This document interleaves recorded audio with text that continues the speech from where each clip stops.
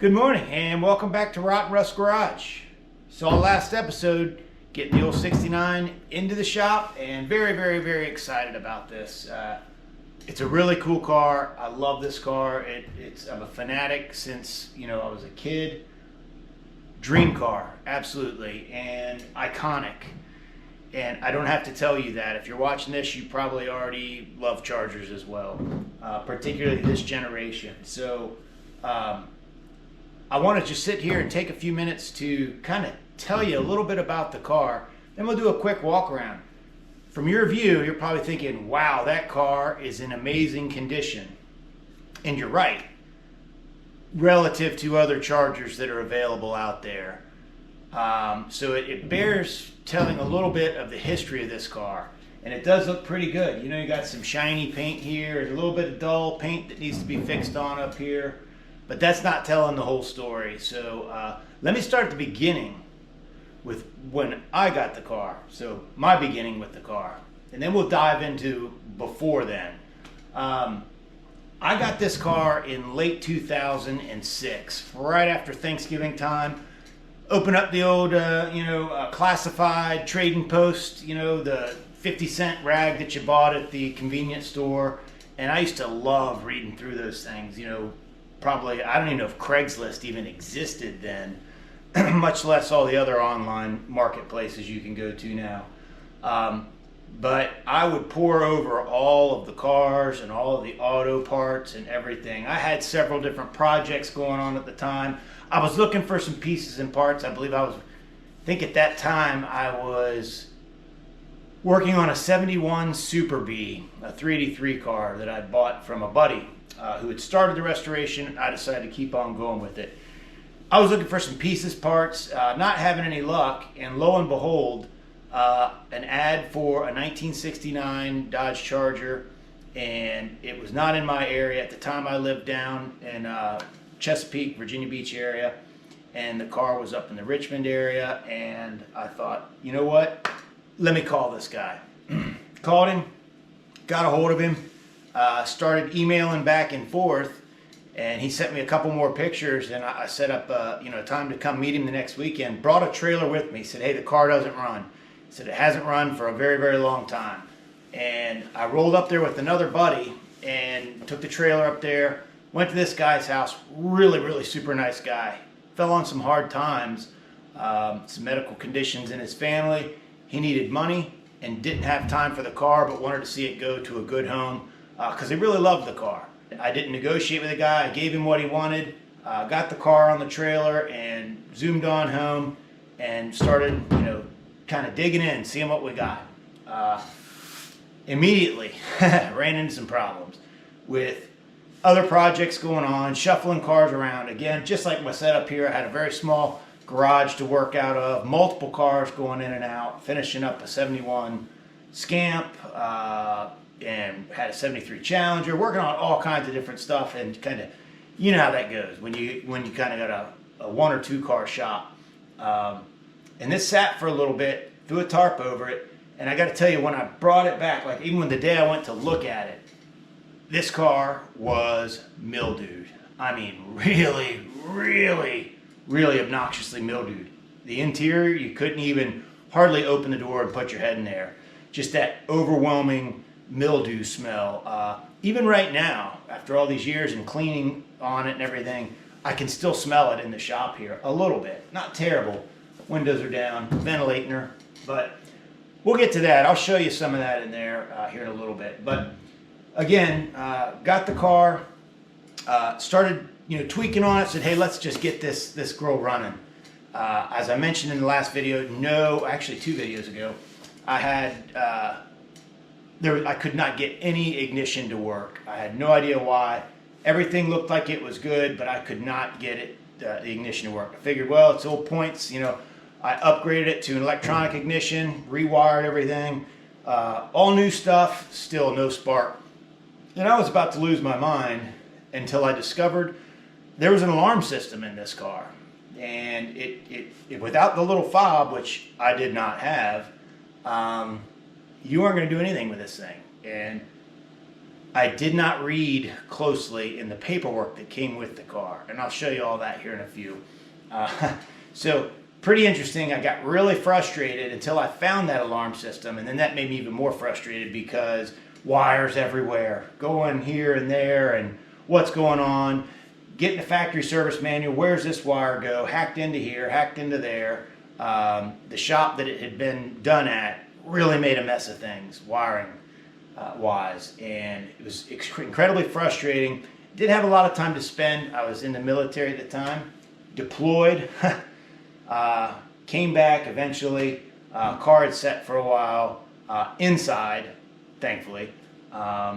And then ended up moving a few years later, moved up here, brought the car up while I had this shop built. It sat outside for a little while. Shop got built, brought it in here, started to mess with it again, try to remember where I was, and mess with the wiring some more. And I thought I had it, and I hit the ignition on, and the magic smoke came out from under the hood. And I have no idea. It was up near the battery, and I looked. I was like, man, what did I just do? I have no idea. So set that aside for a little bit. Said, well, let's just work on some of the other issues with the car. And yeah, that got me a little ways down the road. And then I was like, nope, too much else going on. Set it aside. Needed the room in here to do some other things.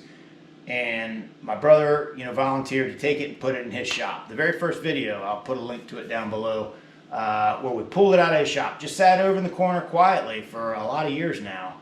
And finally got it back home earlier this year, and where she sat outside under a carport, but needless to say, still outside. And until last weekend, you saw in the video, finally got it in here. Super excited about that. Now, enough about that. That's kind of my history with the car, a brief history.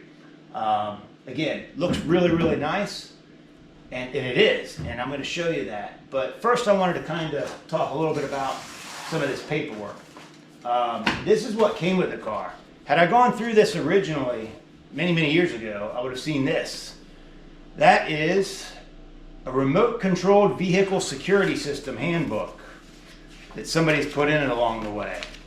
And it doesn't really have any wiring diagrams in it, but it's the owner's manual of how to click the button. I don't know.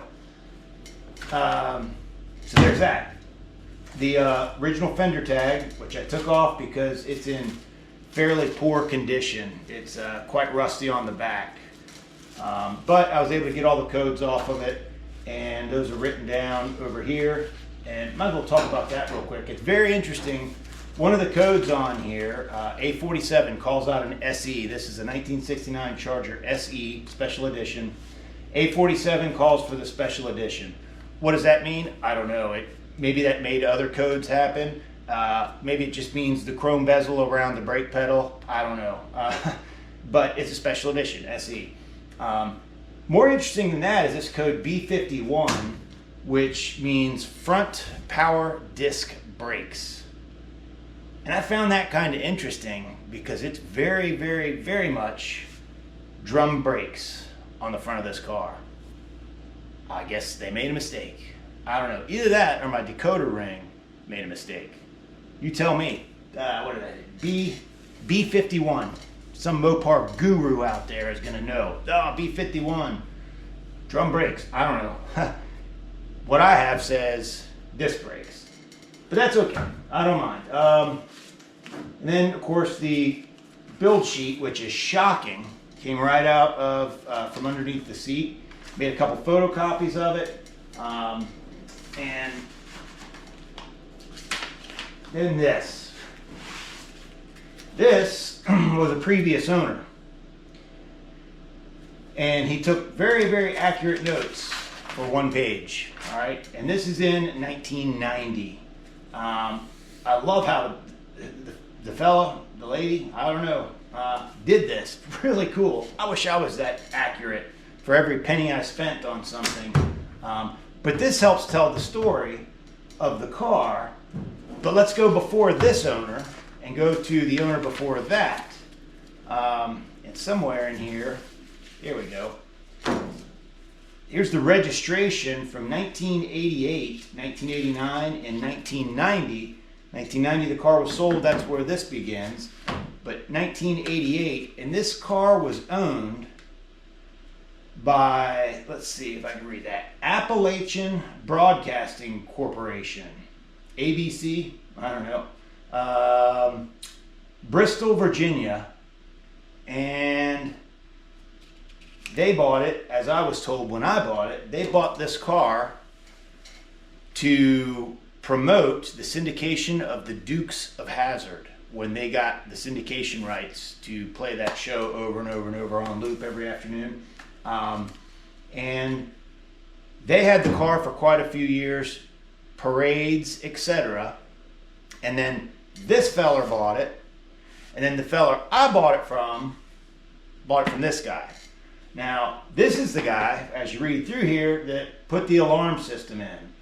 And yeah, somewhere in here, really accurate notes. Bought car from so-and-so and made check payable to WCYB-TV, who he bought it from. $275. That sounds like he paid $275 for this car. Wow.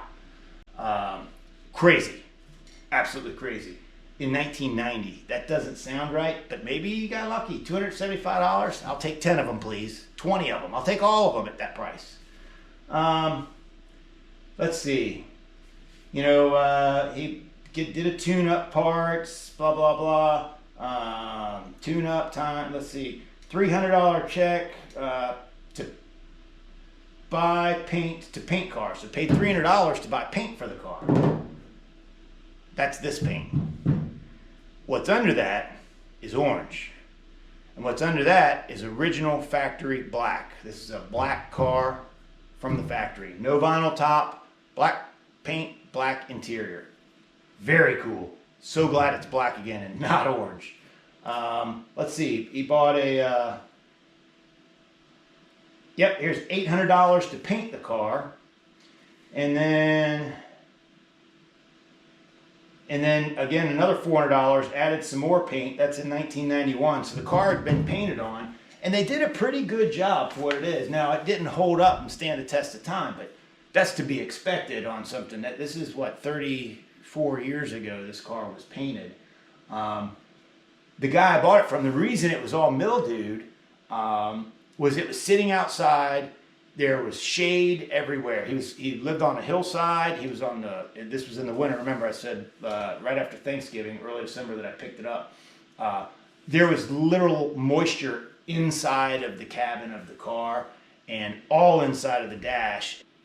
We'll get to all the moisture that was in there. It did its fair share of damage underneath the dash in terms of a lot of surface rust. Nothing rusted through on the dash, but it really someday it's going to have to come out of the car and be gone through real thoroughly. Other notes on here, bought a carburetor for it. All kinds of stuff going on. Carburetor and distributor. Installation, $90. All kinds of little things on here. Muffler and pipes, $217. Really nice job of keeping those. This is pretty cool. The original glove box Dodge Charger pamphlet or book. It's pretty cool when a book that used to come with a car is only like 25 pages versus the stuff nowadays. Got the picture of the dash in there. It's got some water damage to it. Sat in the glove box all those years with the moisture in the car. As I was saying, the fella had it under trees. There was mildew and mold growing on the paint. A ton of mildew inside. It's got a leather interior. That's part of the SE package, I assume. And wow, that stuff was just completely covered in mildew. You just couldn't even breathe if you were in the car. And a lot of scrubbing. And I got a lot of it out, but we'll see here in a minute. There's still plenty of it in there to get after. So that's kind of the paperwork of the car. And I think that's really interesting stuff. I love all this kind of thing when a car comes with that. Generally speaking, you're not going to find that with a car this old. But I think what happened here is that this car, multiple people down the line really loved this car, and it showed. It was cared for. It was probably primarily kept inside, and that's what something like this needs. So does not look like it was driven a whole lot in the wintertime with salt on the roads or anything like that. Again, I'll walk you around and we'll take a look underneath, and all the rust that you would expect in terms of surface rust, metal parts and everything, but this car is rock solid. And that's one of the things that it's in here for. A lot of metal work. It's going to take some time. I'm not in any hurry. And as we go through it, I'm going to tell you a little bit about what my plans are for the car and how that has changed over the years from when I first bought it. So let's take a look around this beast. All right, well, let's start with the front of the car. All right, so let me get out of the way and get the star of the show in here. Want to just drink in the perfection of this grill. One of the coolest grills ever made. And this one is damn near perfect. A little bit of paint worn away right here. That's okay. I didn't mention when we were just looking at the paperwork, the guy paid $200 and had the front and rear bumpers re-chromed.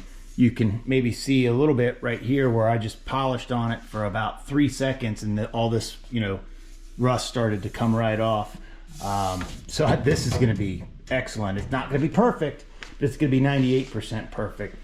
These cars, when the water ran down and dripped, you usually get a good rust spot right there. Same thing over here. That one's a little deeper, but I think a lot of that's going to come out. Generally, when you see one of these cars, the beak here is banged in. This has got some scratches on it right there, but is otherwise undamaged. I have no idea what this grill is worth, but it's probably worth what I paid for the car back in the day. So, all right, now we can start looking at the paint a little closer. It probably does look a little shiny on the camera. You can start to really see all the stuff set into the paint. A lot of that will polish out, and that's okay, because I think, like I said, we'll start talking about what we're going to do, but you get into some of the details, like where the turn signals go, paint's peeling back in places. My plan right now, originally, I was going to fully restore the car.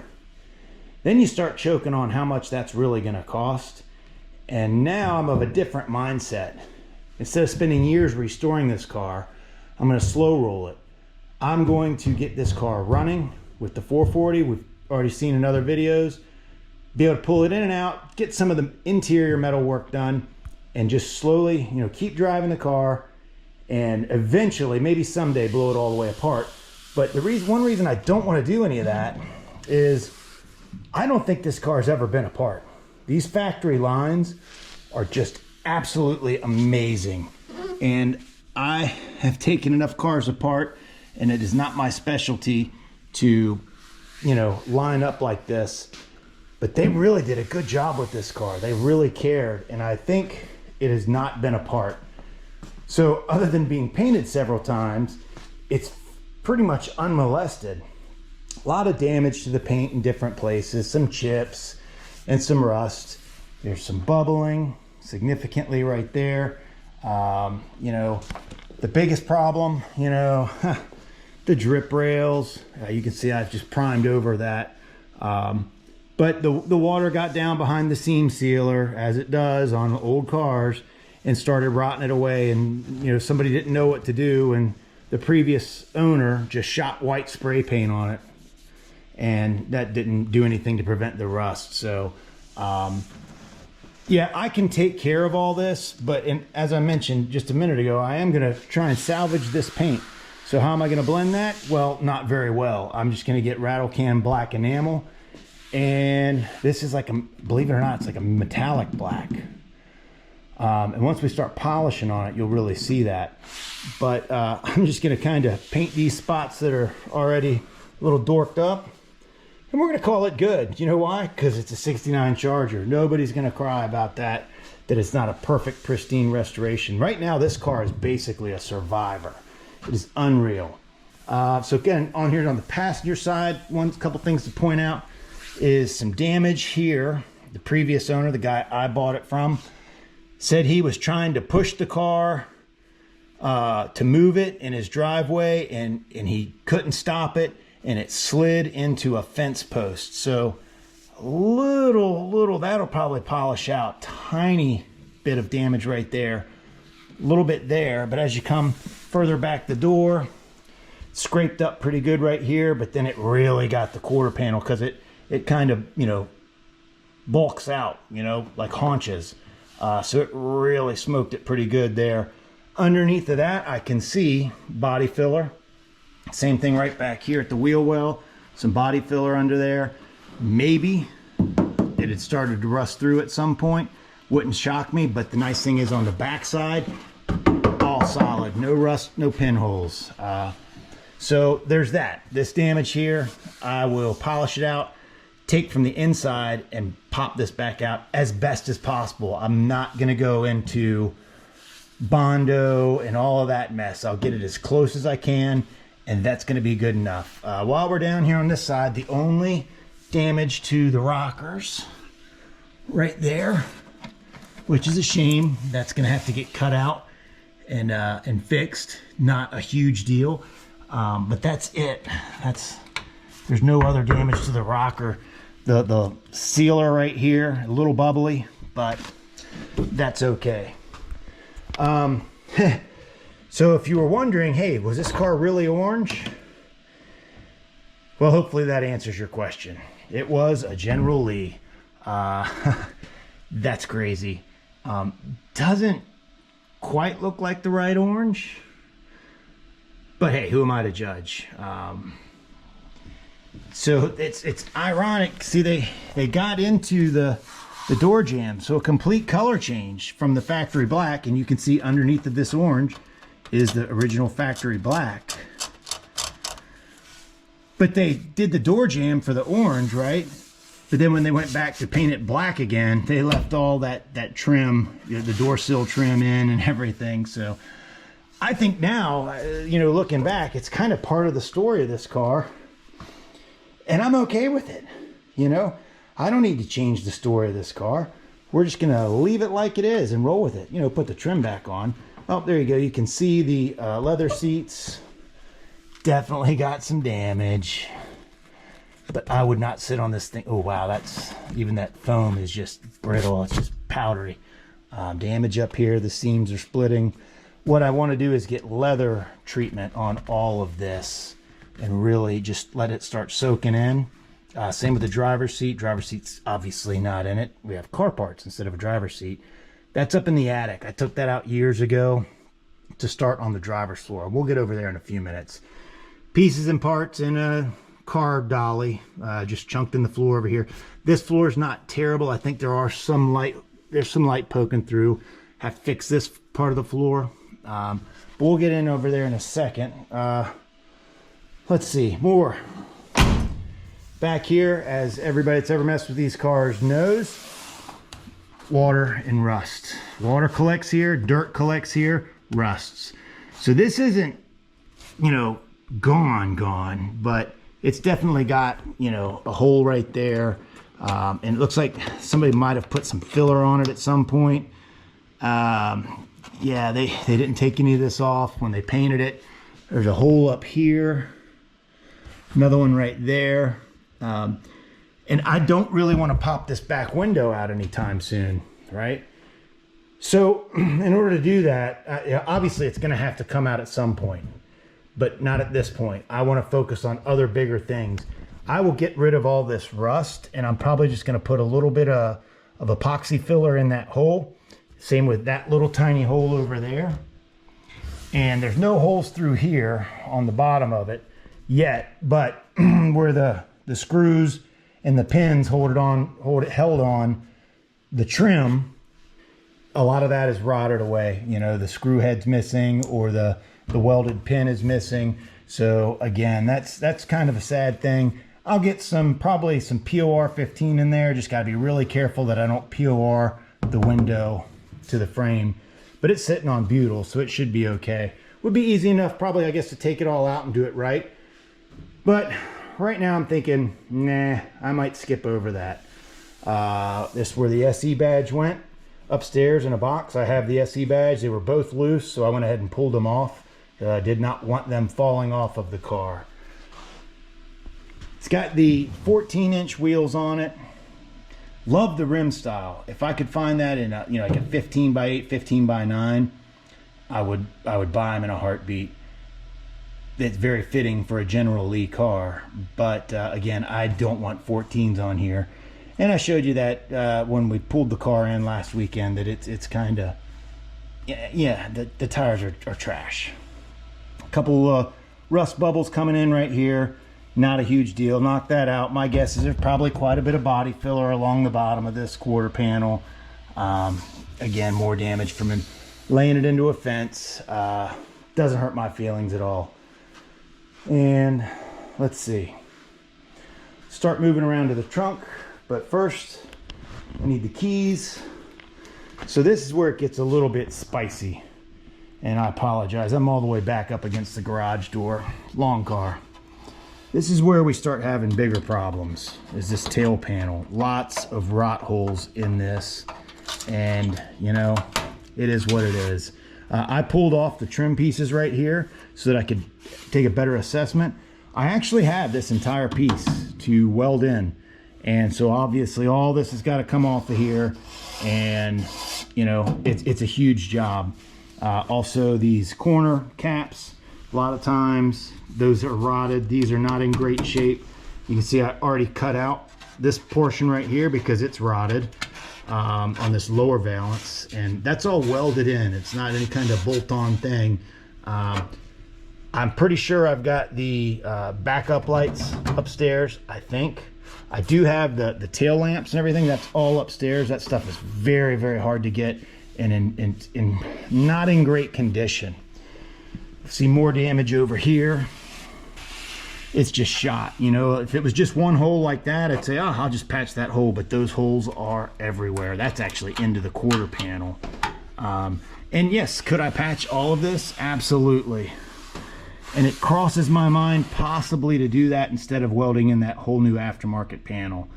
I haven't decided that yet. I have the panel, but it wouldn't be a bad idea to just consider trying to make this, keep this original in place.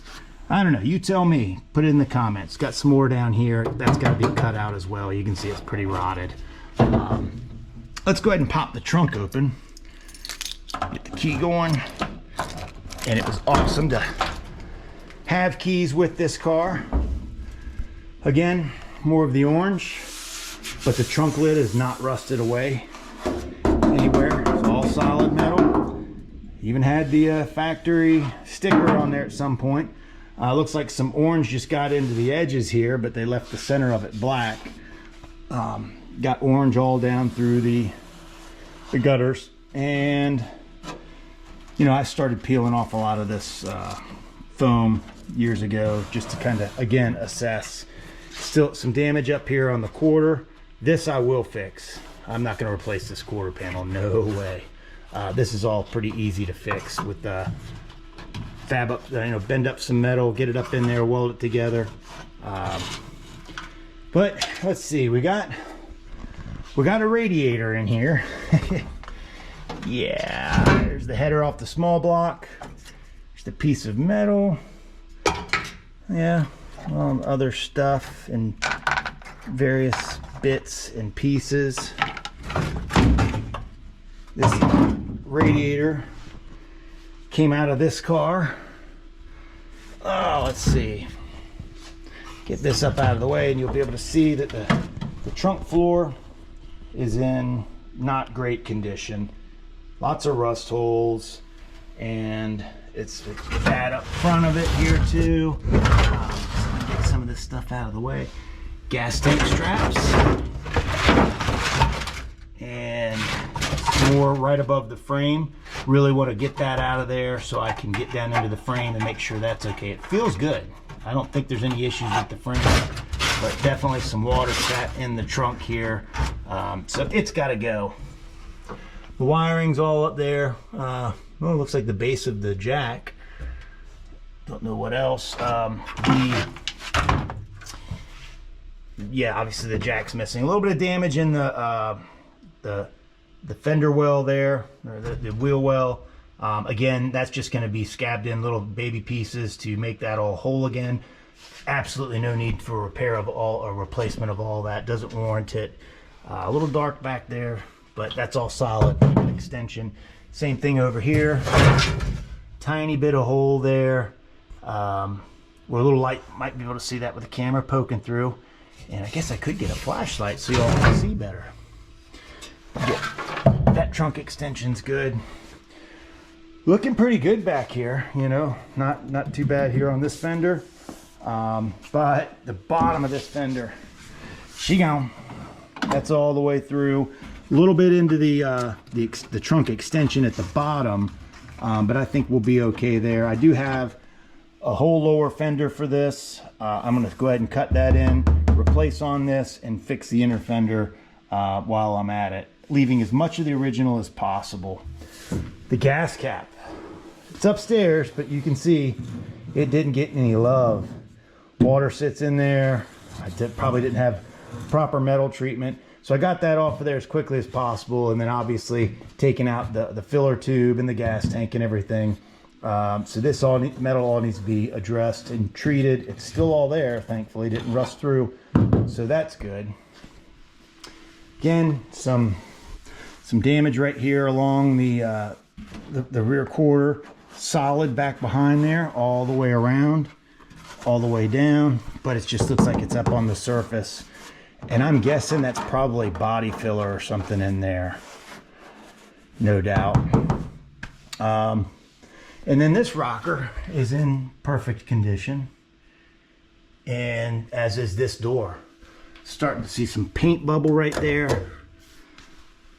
But one of the sad things when they did paint it is they painted over the sticker, the door sill sticker, and you know, kind of wish I could read all that. Born on date and everything would be right there, so kind of sad, but it is what it is. Door card in pretty decent shape, a little, you know, wrinkly here at the edge. Yeah, probably people grabbing it. You can start to see the mold and mildew on here, right? Hopefully you can see that.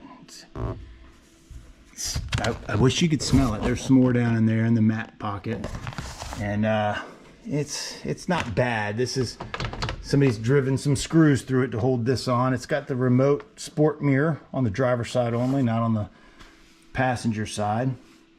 Somebody drove another flathead screw in right there. The clips are still on the back of it. I need to pull this off before it gets damaged any further. Again, you can see when they did the old General Lee paint job, they got all up in everywhere. Not so much down in here, that's good. And right in here, there's the A-pillar. Here's where that stupid alarm was wired in, and all the hackery. You can see all kinds of little butt splice joints, and it's everywhere. Everywhere. So there's your driver's side floor, ventilated adequately. Need to probably address some of this. The footprint gas pedal is out of it. It's up in the attic. Just kidding, it's not a footprint, but maybe I should get one. Somebody had pop riveted in a nice piece of aluminum there. That did a great job of stopping the rust. Coming back here, it's all solid. Really only from about, you know, right here-ish. Let me back you up. Here over to the edge here, right up through the dimmer switch in that corner right there. Pretty gnarly. Haven't decided how I'm going to tackle that yet, if I want to just go ahead and do a full floor pan or just piecemeal it together. You know me, probably piecemeal it. The wiring harness cover, little tatty on the edges here, a little rotten. Pretty standard. Underneath of it's fine. Lots of wires. I'll probably repair that as well. For the 440, here was the power steering unit. Already have one up underneath here, but this has the brackets that fit the 440. Schwappa, right? And I am pretty sure that alternator bracket will fit, and I'm also pretty sure that this bracket did something that I have no idea of. Air conditioning, I have no idea, you know, where you would use something like that. That's a honking chunk of metal. I don't intend to use that. Plan to figure out brackets as I need it.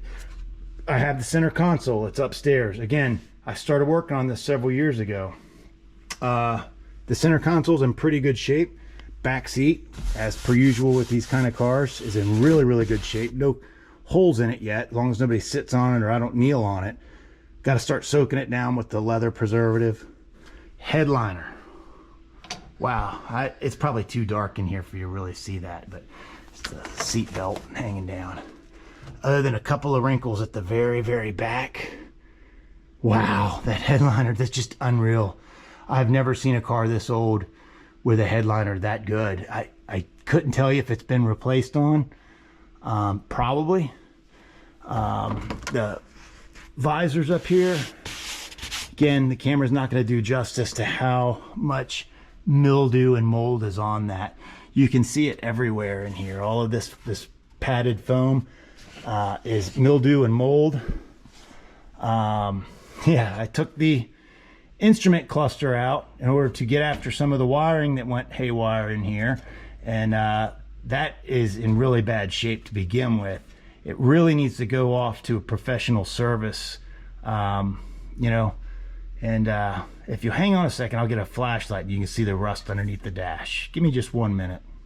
All right, there's the windshield wiper armature under there. Look at just the amount of like general corrosion underneath of there. Now, a lot of that is surface rust, but I'm pretty certain that the windshield leaks, hence the ventilated floor. But I don't want to take the windshield out anytime soon.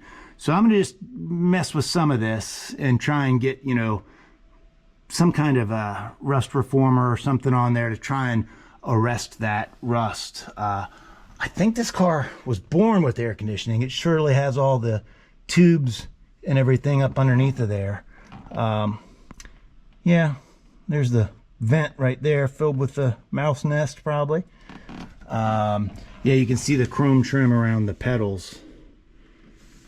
That's, I guess, part of the special edition thing. Don't know. Love the steering wheel, man. That thing is just awesome. So cool. That, you know, billet kind of looking aluminum inside of there, and then the faux wood plastic, and it's all still there, not cracked, broken. It's just so cool. Love it. Dash pad, no cracks in it all the way across. There's your radio. It seems to look like it's falling out of there. I think I got the piece that goes to it upstairs. Unfortunately, too, with the glove box, you can see where lifting up on the glove box has caused this piece of the aluminum to fold upwards on that, what do you call it? The wood grain applique metal, aluminum, I guess. So, pretty cool ashtray. Yeah, that works good. No ashes in it. Rust. Don't think it was smoked in. They might have smoked mildew lights. I don't know. It definitely smells mildewy. A little light up under there. Oh, it's such a cool freaking car. Yeah, I got also all the actuators over here. You can see the vacuum actuators, a lot of rust on there. That would be for the headlights, whatnot. And the door, you know, just clicks shut so nice. That's why I don't think it's been molested and taken apart, you know. All this sill trim, that's all an option. Same thing with this trim up here, that's all an option. Just all of it in really, really good shape. Again, you can see the dash through the windshield. See down in here, you can see the rust forming. That could have been from condensation. Could be from the windshield leaking. I don't know. But there we go. That's kind of the car. And so now you kind of understand what I was saying as far as looks really good. You know, if you walked up and saw like, whoa, shiny, But, you know, but do not mistake what I'm saying. I'm not saying that this car's in bad shape. I think you know that this car's in really good shape for what it is. Unbelievable shape for being this old and sitting around for a lot of years. So here's underneath the hood. That's the small block 727 trans. Probably came with that transmission. I'm guessing that's the original one. And somebody took the 318 out. I already mentioned that in a previous video. The 318 the car was born with, long gone, and a 340, 73 340 was put in it. I still have that 340. It got yanked out of here to do a special project, and then that special project kind of went to the side, and we went a different route with that. So now the 340 is just sitting over there. But, you know, to the best of my knowledge, there was no 69 Charger ever that had a 340 in it from the factory. I think you went from the 318 straight to the 383. They might have put a slant 6 in these. That would not surprise me, a pedestrian one with a slant 6, but I'm pretty sure you could not get a 340 in it. Correct me if I'm wrong, throw it down in the comments, but I think it was slant 6, 318, 383, 440, or 426 Hemi. And that was just for these years. I know later on, after 71 and up, that you could get like the 360 in it, but looks good under here. I mean, it's all here. There's no big major rust issues on the frame. Typical rust around the very front edge here where the bumper brackets are, etc. Sway bar. There's not one in the rear, 8 3/4 rear. There's where the fender tag went. It never got removed for paint, so yeah, that's probably why the back side of the fender tag looks so bad. Not even rusted on the battery tray here or underneath of it. The vacuum canister, all the vacuum lines going up to the headlamps, still good. You know, there you go. Ready to look at you. And that's catching a little bit over there. We'll deal with that. That's such a cool thing, the hideaway headlights. Just everything about this car. Love it. You know, I mentioned the turn signals are missing. Shortly after I got the car, I was like, well, that's a simple thing. I'll just collect on some of those. I'll go find some at a swap meet or something and get those. That's really not cool having those missing. Went to a swap meet, found none. Went to another swap meet, found a brand new pair, $600 for both of them. $600. They were brand new. New old stock or repop, I don't even know, but he said 600. I walked away. That was a lot of years ago, but apparently I better hold on to my wallet with some of the stuff, because any kind of like replacement bits for this thing that, you know, are very specific to this car, whew, it's going to cost. Hopefully I can salvage those rear tail lights. Like I said, they were in pretty bad shape, but you know, we'll just do what I can with them. Try and keep them together, keep them with the car. Just for grins, let's see what's, you know, a little cleaner wax does to this paint. You know, just because I'm curious. Let's see some bubbles and stuff, but let's see what we got here underneath of all this. Now it's going to really need, you know, some good cutting material. Definitely. Oh, wow. And again, you saw with the last video, all I did was garden hose this thing off and wash it a little bit. But just a little bit of cleaner wax and it starts to bring it around pretty nice. Now all this other stuff, wow, really gonna have to get into it with some rubbing compound, etc. But wow, that really brought the gloss back, you know. And if you look close, can't really see it in this light, but it's a metal flake black. So pretty cool. Like I said, I'm gonna save this paint. I'm not even gonna worry about painting this car except for the little spots that I mess with on the exterior to get good sheet metal on there. I'm letting her rip. And I'm just gonna roll with this paint. I think it's gonna be awesome. And I'm not gonna worry about scratches and all these nicks and chips and everything. All good, man. I wanna throw on a little bit of paint where I mess with the body, And that's fine with me if somebody says, oh, that's a crappy paint job, you should get this thing painted. But like, no. A, I don't want to spend the money, but B, I think it's cool. This car earned all of this, man. 1991 was when it was painted. I think it's incumbent on me to try and save on this paint as best as possible and just preserve it. Let the car be the car that it is. I don't need a 100-point restoration car that I'm terrified to drive. I think this is going to be fantastic, especially all the love and work and elbow grease that's going to have to go into it to get some of this trash out of the paint. And I think it's going to be awesome. So tell me what you think, man. Leave me a note down below. Send me a comment. I'd like to know what you would do. Well, that's going to do it for this video. I apologize now since there's a whole lot of talking. It went way faster than I thought it was going to. And it ended up being a lot longer than I realized it was. So hope you don't mind that. I'm just super excited. Wanted to walk around the car and give you some details. Work is coming. No work in this video, obviously. But so bear with me as I try and navigate and get my plans all together, figuring out all the different pieces and parts that I need to buy to, again, at a minimum, get this thing semi-roadworthy. Obviously things like tires, which necessitates revisiting what rims am I going to put on this thing. That's a big decision for anybody that's ever done that. It really can make or break the car. Brakes. That's a big thing. While the engine's out, that's the time to go ahead and I'm going to replace all those lines. Some of them are looking pretty rough at the ends, not so much like say at the firewall. That front brake line looks good in there, and I'm sure it is good in there. But it's been sitting for too many years. All the soft lines are completely hardened and swollen. Obviously, that's got to go away.